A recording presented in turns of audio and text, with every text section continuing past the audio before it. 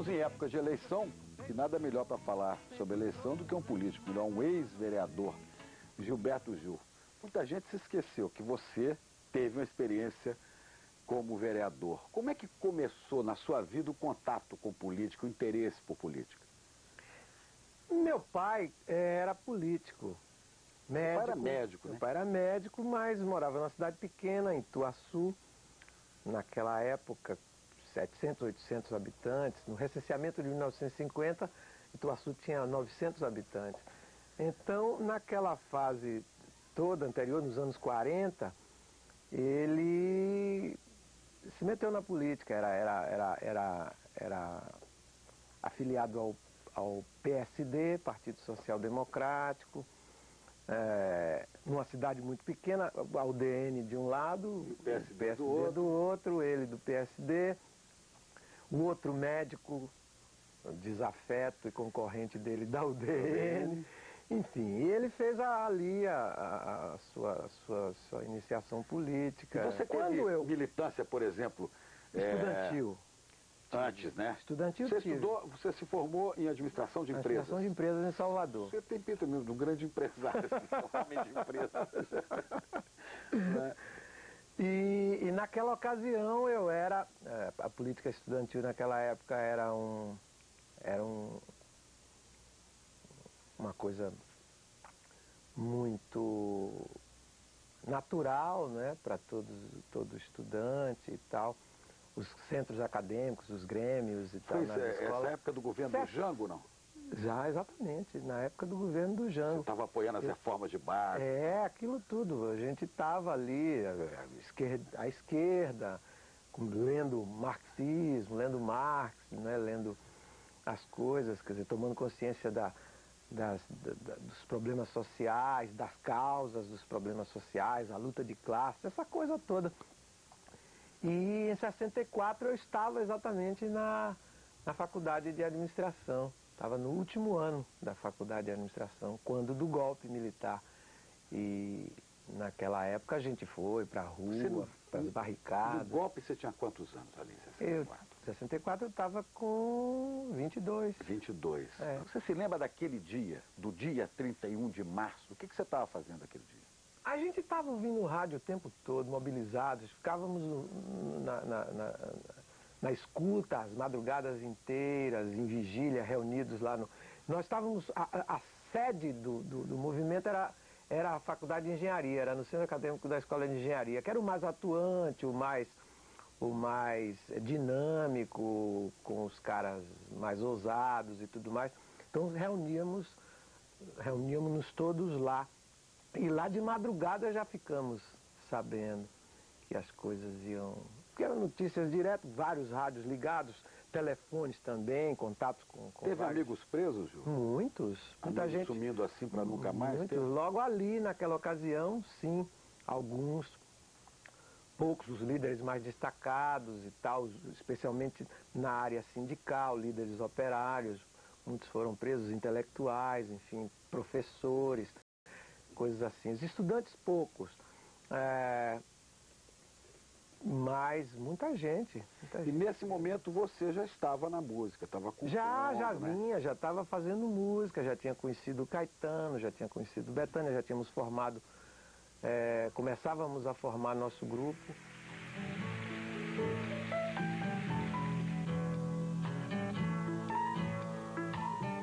Olha lá vai passando a procissão, se arrastando que nem cobra pelo chão. As pessoas que nela vão passando acreditam nas coisas lá do céu. As mulheres cantando tiram versos e os homens escutando tiram chapéu. Procissão, roda, louvação, todas as canções muito marcadas por aquele sentido de protesto, aquele sentido de indignação com as... Não vou dizer ídolos, mas as pessoas que você admirava na política. Eu gostava de Juscelino. Juscelino. Gostava muito de Juscelino. Tinha tido por ele assim uma admiração muito grande durante o governo dele, de 55 a 60, né? Era basicamente Bom, assim, depois a grande disso, referência. desse momento de 64, você sai da faculdade, você trabalhou, pouca gente sabe, em São Paulo, na GT Lever, né? 65, cheguei lá em 65, trabalhei de 65 a 66. E conciliava o trabalho com a música, né? Exatamente. Conheci a Elis Regina nessa ocasião, fui fazer meus primeiros programas na TV Record, tive as primeiras oportunidades assim na mídia, não é? Que começava a se abrir mesmo para a coisa da música popular, música chegando na televisão, com os festivais, com tudo aquilo.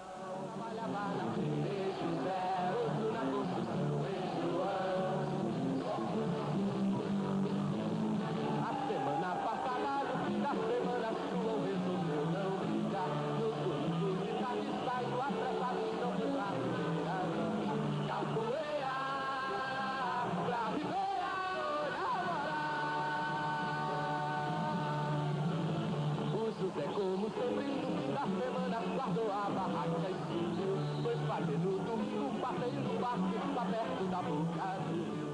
E era exatamente do ponto de vista, voltando à questão da política, era a fase intermediária entre o golpe de 64 e o AI-5, né? O golpe dentro do golpe. O segundo golpe, o golpe E dentro do nesse golpe. momento você tinha uma atuação política no sentido macro de política, né? Quer dizer, Já na música, mas ali também toda a música, quer dizer, um bom contingente, um grande contingente nosso de compositores e cantores e gente ligada ao meio musical era formado de gente de esquerda, de gente você não fazia uma música gente que vinha- engajada, assim, explícita demais, não é? Naquela época música- todos nós fazíamos um pouco. Roda era assim, louvação era assim, procissão era assim. Era música de protesto, quer dizer. Protestava-se contra a injustiça social, contra a exploração do homem pelo homem, contra, enfim, os sistemas de exceção, a falta de liberdade política, a falta de liberdade de expressão. Essas coisas todas estavam, de uma certa forma, em várias Conversavam com canções. políticos na época? Não. Não, né? Não tinha contato Não, com o meio contato político. com o mundo político mesmo não. O mundo estudantil era um mundo autônomo, né? Só os grandes líderes, assim, Vladimir, Palmeira, né? Esse pessoal, assim, que já tinha contato com, provavelmente, eu suponho, né? Com as áreas da política, já conversavam com políticos e tal. Visto a distância, isso parecia até muito ingênuo, né? Muito... uma coisa romântica, uma coisa do sonho. Nós éramos chamados, especialmente nós os artistas, né, esse setor mais ligado à arte, a teatro, a cinema, a música e tal, a militância feita, o esquerdismo que habitava essas corporações aí, ele era chamado de esquerda festiva, né? Festiva. Era assim que era chamado. Agora, se era tão festivo, por que você acabou preso? Você, Caetano? Mas a paranoia dos militares naquela época era total, enfim, eles estavam empenhados no controle o mais absoluto possível da situação. Então tudo era ameaça, tudo era fantasma. Alegaram o que quando te prenderam? Que você era elemento ativo, feroz e nocivo ao bem-estar comum, uma coisa assim, como dizia o Chico, não? Se não com todas essas palavras, mas pelo menos éramos considerados, no caso eu e Caetano, perigosos. Até uma vez nos disseram que, em certo sentido, nós éramos mais perigosos do que aqueles que Pegavam armas. Não, pegavam armas não chegaram mas aqueles que manifestavam muito claramente suas ideias e protestavam muito frontalmente, contestavam muito frontalmente o sistema militar e tal, porque nós estaríamos fazendo um trabalho subliminar. Aquela coisa. Literalmente subversivo, enfiado, né? Subliminarmente subversivo. Era assim que éramos considerados pela inteligência E faziam, né? do Exército. Olha, de uma certa forma sim, mas parte conscientemente, parte inconscientemente. Porque, na verdade, o tropicalismo, que foi o que gerou essa prisão e esse medo, esse receio por parte dos militares, era uma coisa que estava muito mais preocupado com questões estéticas, culturais e etc., do que com questões políticas. Nós, naquele momento, já diferentemente de 64, no meu caso pelo menos, quando eu estava mais engajado, uma coisa explícita relativa à política, relativa à questão do sistema de produção, relativa à questão da distribuição de renda, relativa à justiça social e etc.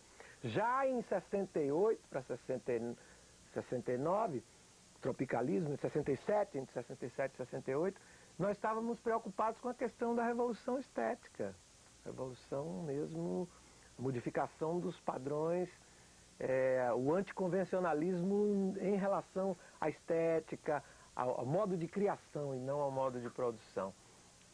Mas o modo de criação para o regime de arbítrio é uma loucura. Aí é que está, por isso que eu digo, a paranoia do regime de arbítrio, do sistema de arbítrio é tão grande, eles têm que ver fantasmas em todo canto. Então, mexeu ali no mato. Você foi interrogado aqui ou em São Paulo? Aqui. Aqui no Rio? Aqui. Fui preso em São Paulo. O que perguntavam? Você é comunista? Perguntava assim, não? Vai por aí, lá vai. Você é, seu pai é, sua família tem alguém, conhece alguém que seja, aquelas coisas e tal. Bom, e você ficou quanto tempo? Eu fiquei 2 meses. 2 meses. Preso. Quando eu fui exilado, por exemplo, quando eu fui para Londres, eu ficava com a impressão, eu tinha a impressão de que iam passar muitos anos até que eu... As pessoas pensavam assim, será que os meus netos vão ver um país livre? Será que eu vou voltar? Será que ainda... Quando é que eu vou voltar para minha terra? Quando é que eu vou poder ver meu pai e minha mãe? Será que eu vou, ainda jovem, já velho? Será que eu vou morrer aqui fora sem poder voltar? A canção do exílio. O salve Dias aí na cabeça. Salve na cabeça, Pensava tudo isso, ficava... Mas, na verdade, o exílio durou 3 anos. O encarceramento, 2 meses, a prisão domiciliar em Salvador, 6 meses e o exílio, 3. Bom, você voltou para o Brasil no fim do governo do General Médici, começo do governo Geisel, e você voltou a se envolver com política aí? Ah, sim, naturalmente. Com a esquerda brasileira, com o MDB da época? Naturalmente. Com políticos não, na verdade. Mas era uma frente nacional, né? Isso já um pouco depois, né?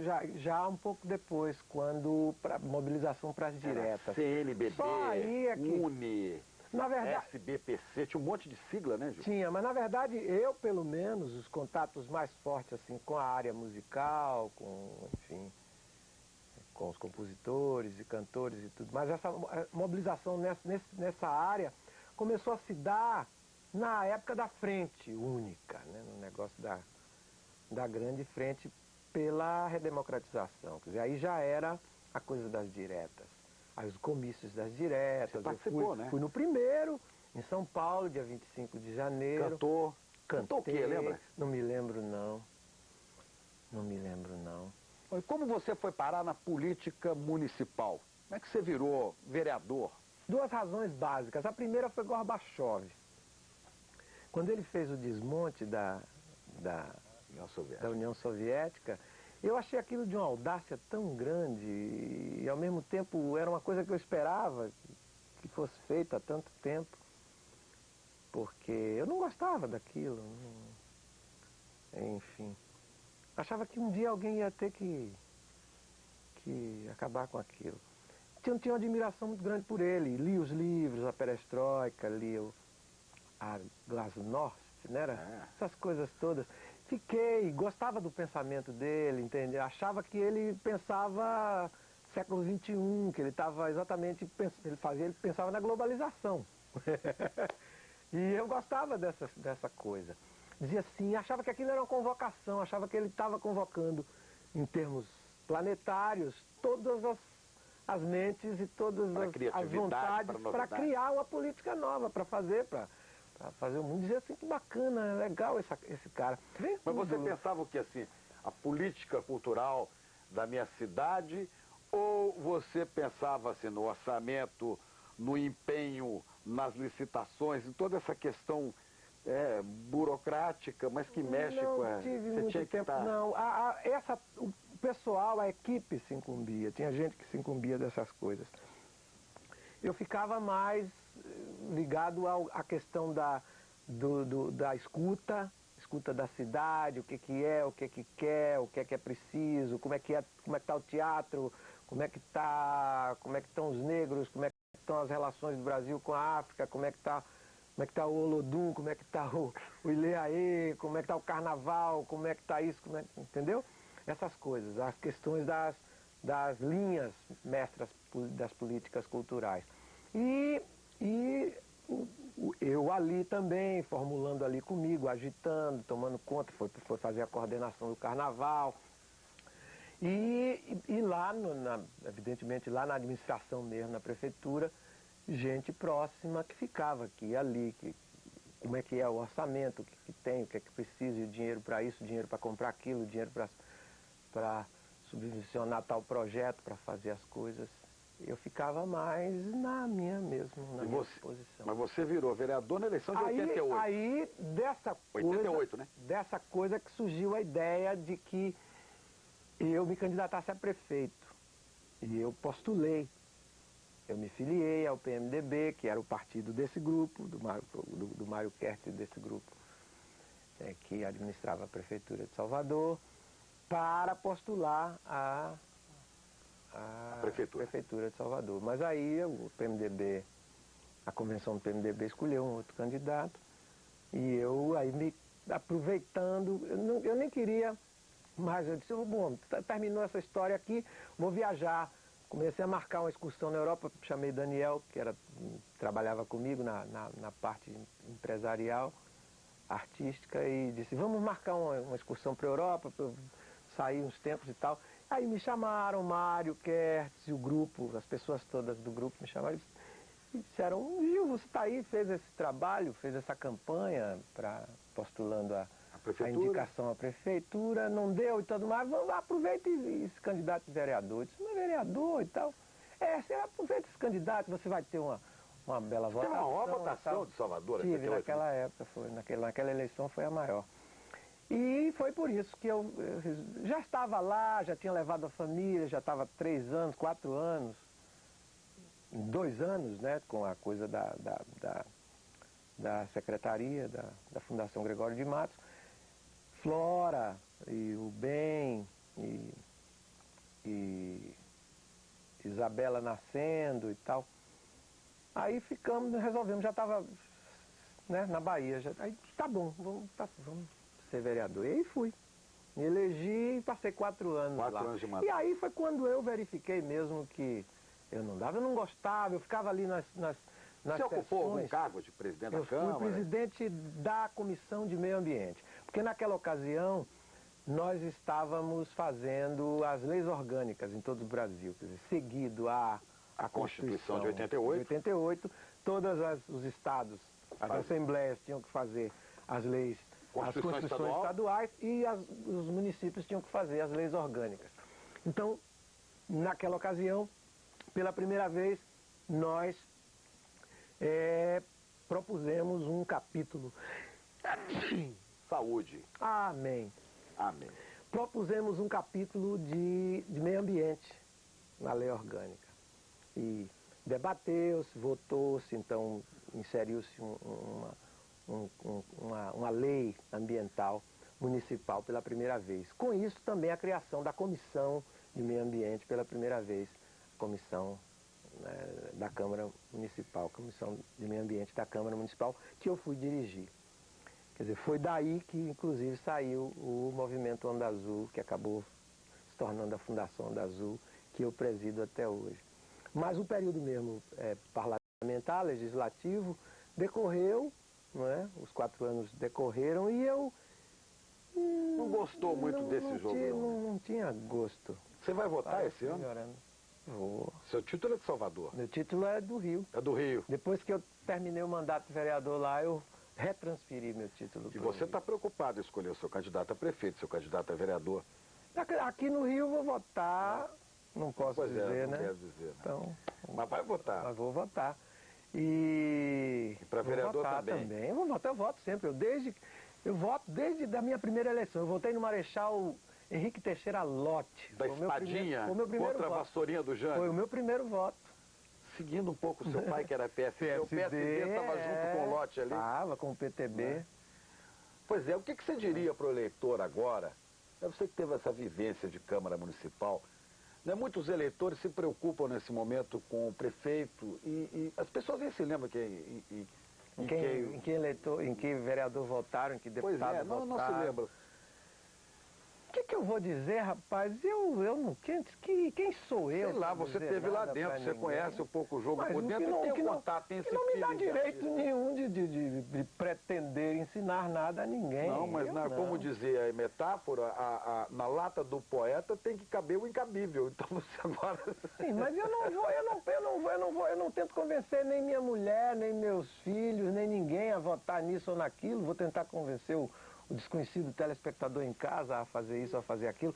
Mas é importante escolher o vereador, né? Eu acho o seguinte, eu estava dizendo outro dia, estava dizendo a alguns colegas, voto é devocional, voto, claro que tem essa coisa toda, tem que ter consciência, quem defende os seus direitos, qual é o... Tem que olhar o passado daquele cara. O cara mais direito, isso e aquilo, qual é o programa mais interessante, quais os que estão comprometidos com as causas com as quais você se identifica e tal. Tudo bem, tá tudo certo. Mas o voto mesmo, você vota por simpatia. Eu voto por simpatia. Você não quer ser candidato mais a nada, né? Chega de política. Não quero porque não temos jogo de cintura para aquilo, não gosto. Eu costumo dizer que a política é uma arte marcial. Ou seja, você tem que ter muita determinação, muita vontade mesmo de lutar. Você tem que gostar de briga. Portanto, você tem que admitir a existência de adversários, a existência de inimigos. E você tem que gostar de derrotá-los, gostar de derrubá-los. Quer dizer, a índole marcial pode gostar da política. Só quem tem gosto. Eu não gostava de briga, eu fugia de uma briga. Mas você fala de política com entusiasmo, com bom humor, o bom humor de quem, né, para mim isso denota uma crença, uma esperança, uma coisa de que a gente vai, apesar de tudo, vai melhorando, né? Eu não acredito, não é questão de crença não, é que eu acho que é assim. A evolução das espécies, a evolução do mundo, a evolução do cosmos, quer dizer, essa coisa toda indica para isso, quer dizer, indica para aperfeiçoamento, a tomada de consciência do homem indica para isso também, quer dizer, o projeto humano é um projeto de aperfeiçoamento. Agora, tudo isso está sujeito a catástrofes, a soluções de continuidade bruscas, repentinas. Os projetos podem não dar certo. Como aí você diz, eu não estou de um lado, não estou do outro, porque não tem lado para estar mesmo. Porque a vida são minimamente dois lados que estão constantemente em diálogo, né? O sim e o não. Mas tem dois lados, né, Gil? O de dentro e o de fora. E você está dentro. Será?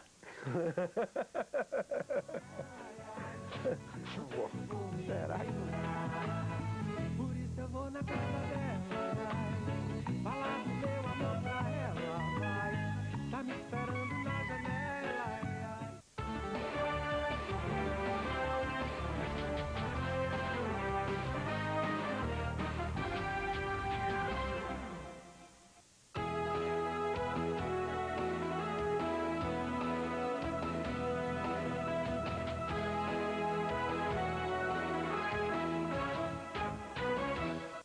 Nenhum crime se justifica, mas Dá para explicar um assassinato? É possível entender o que leva alguém a matar ou o que leva alguém a torturar? Como punir esses crimes? Veja no Globo News Painel desta semana. Globo News Painel com William Vac, neste sábado, 11 da noite.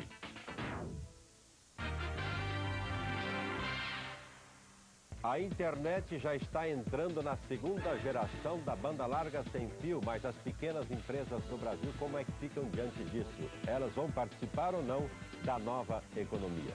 É o que vamos conversar em nosso espaço aberto com Edson Ferman, diretor técnico do Sebrae São Paulo, e Cássio Jordão Mota Vecchiati, diretor do Departamento de Tecnologia da Fiesp.